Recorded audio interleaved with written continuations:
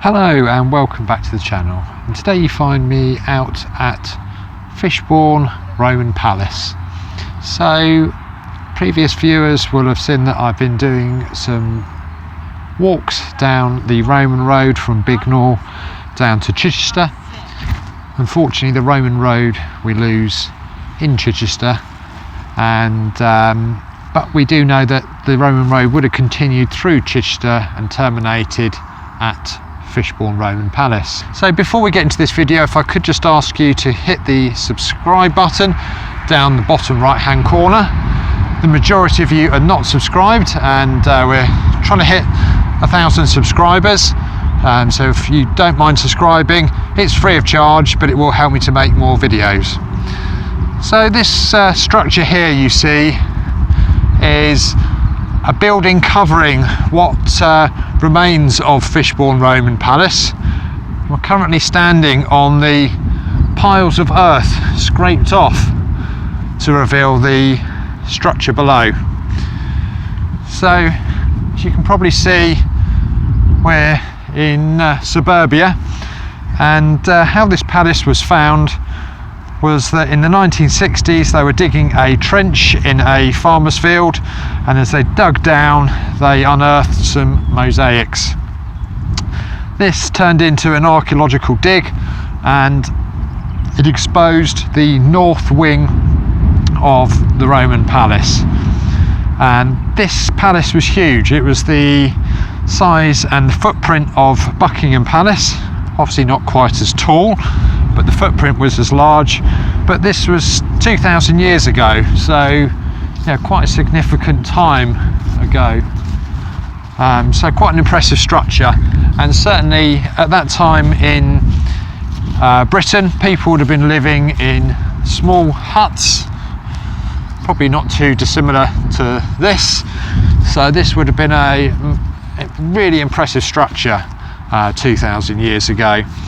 And the key to Fishbourne Roman Palace is that it's right next to Bosham, or Bosham as it's pronounced, and this is a water inlet from the channel, and it was used to trade, and there's quite a significant amount of artifacts found here from trading, and this would have made the people that own this palace extremely rich, and they would have spent their riches making their life very comfortable in Britain.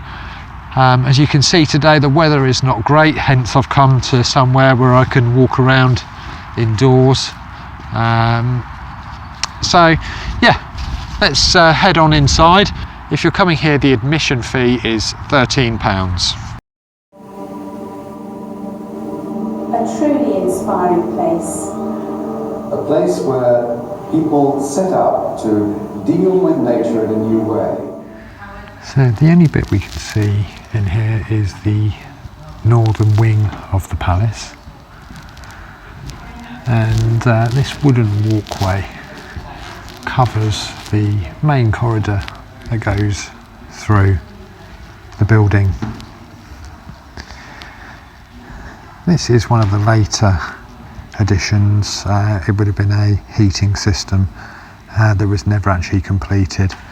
The little path out there would have gone to a furnace that would have heated this underfloor heating system, but unfortunately the palace burned down before that could be completed. So at the time the palace burned down, this room was being used to mix mortar for the heating system, and in the ashes they actually found the remains of a cart sitting on top of this floor. So this mosaic was a checkerboard pattern, but like with most buildings, it evolved over time, and we believe this was used for blacksmithing, with the blacksmithing oven being in the top left hand corner. We're not sure the purpose of this room, but it has quite a magnificent mosaic in it, so I would imagine this would have had a formal use, maybe a meeting room. In this one here we can see what remains of an old oven, they believe, and that's what it would have looked like when it was in use. This area here is the eastern courtyard, and that would have looked out over to the formal gardens outside.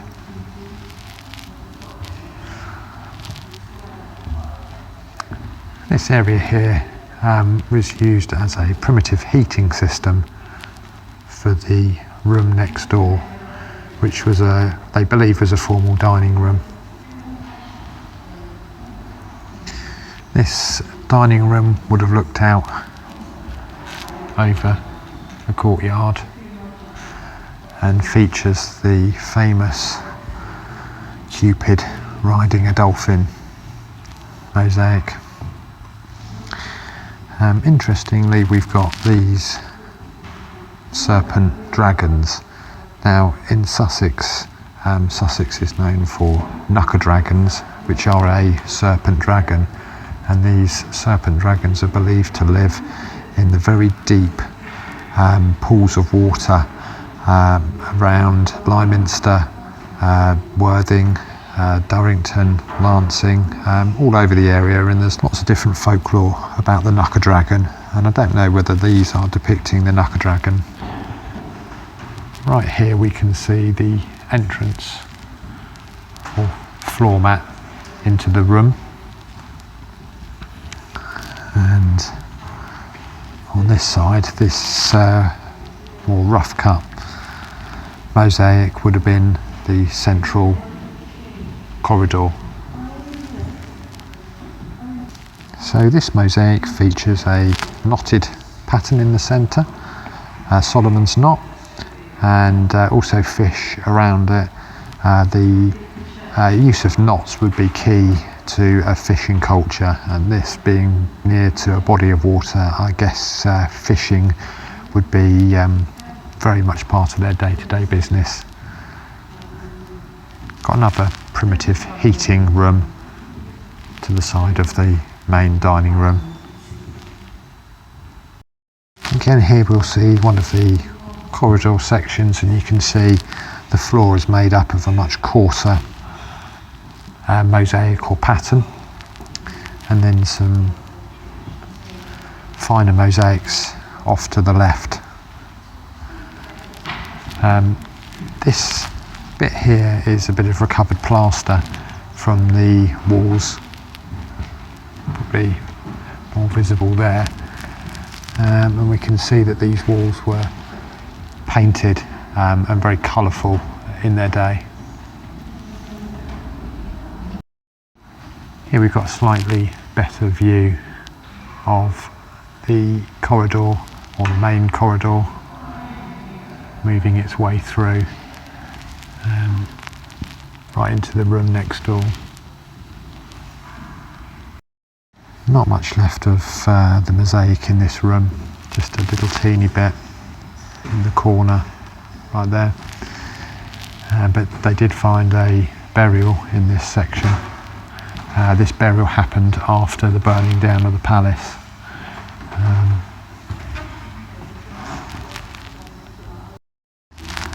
These concrete bits are roughly laid to show you the marking out of the rooms. Again, you can see either side the corridors, and they've left a little gap there showing the entrance to that room over there. I would imagine this section here would have been outdoors due to the much larger mosaics here, but we can also see the damage that ploughing has happened. Large plough section there from the strip field system, completely obliterated the mosaic, moving off into that room there. As we can see here and here, there's been some subsidence on the mosaics, and the Romans would have built their palaces or buildings on top of pre-existing structures, and the subsidence is where previous buildings were backfilled in, and the organic material beneath it has rotted out and the floor has sunken down. So this mosaic here originally was underneath the Cupid on a Dolphin mosaic. It was found underneath and moved into this courtyard to preserve it. But yeah, this was a much earlier one, and you can tell it's earlier because it's just in a black and white design as well. The brick bits around the outside are supposed to show like a fortress or a walled city or something like that. Like some little entrances down there as well.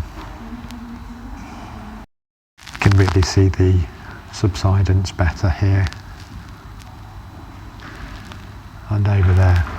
I believe these are from post holes, timbers, and the timber has rotted away.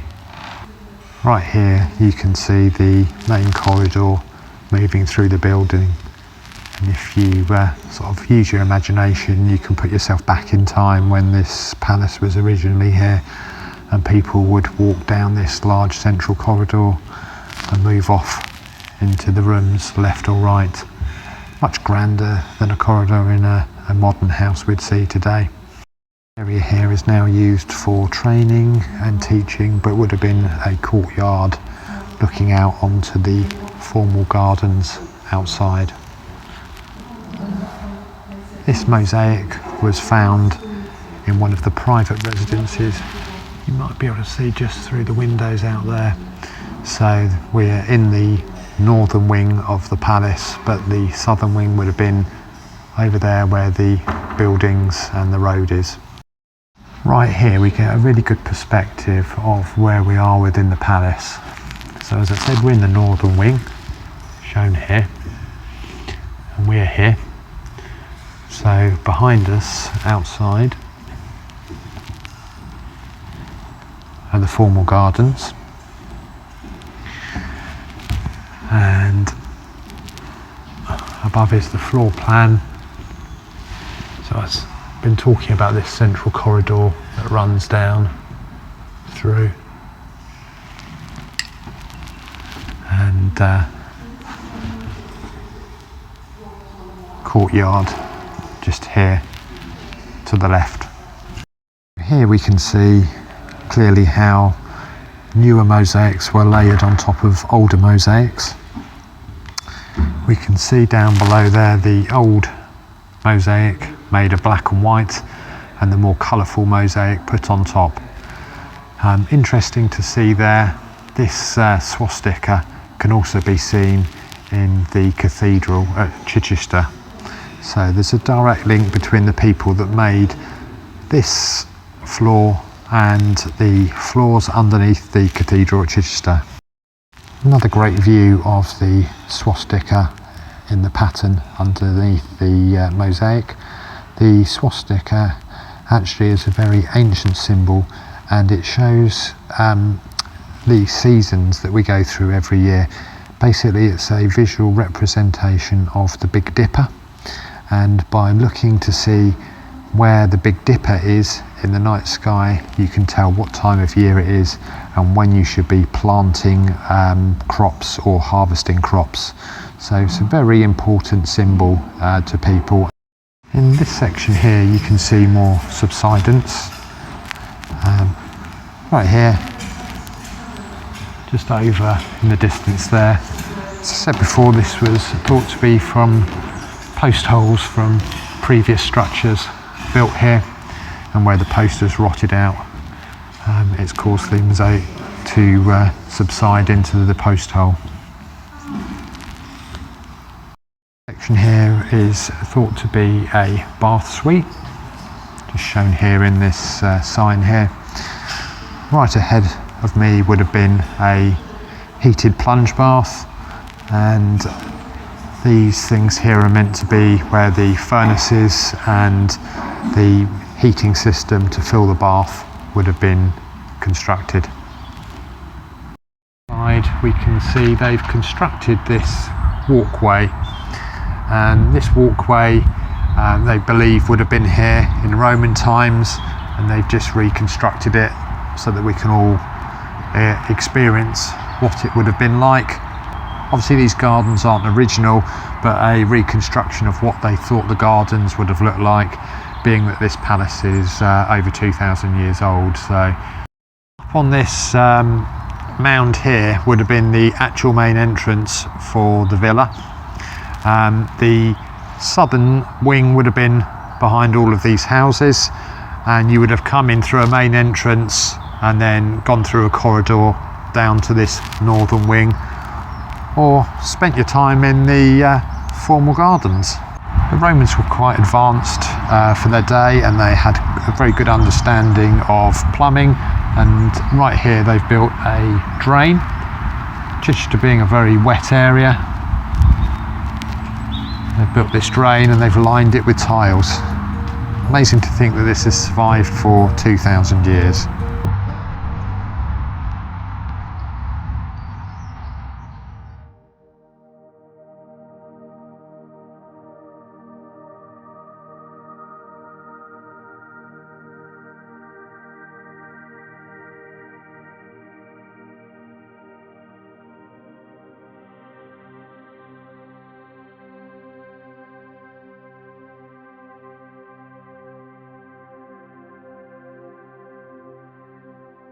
Some others over here to sort out the gardens.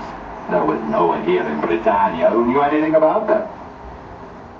These Celts are farmers, not gardeners. They grow a few vegetables in little plots behind the huts, but they don't seem to understand or care about gardens to walk about in or to eat in or...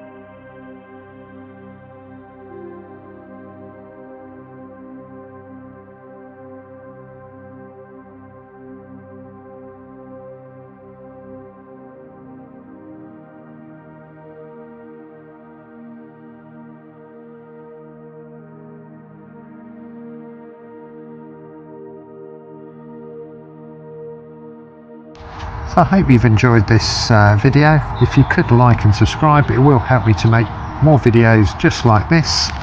Subscribe button is just in the bottom right hand corner with my icon.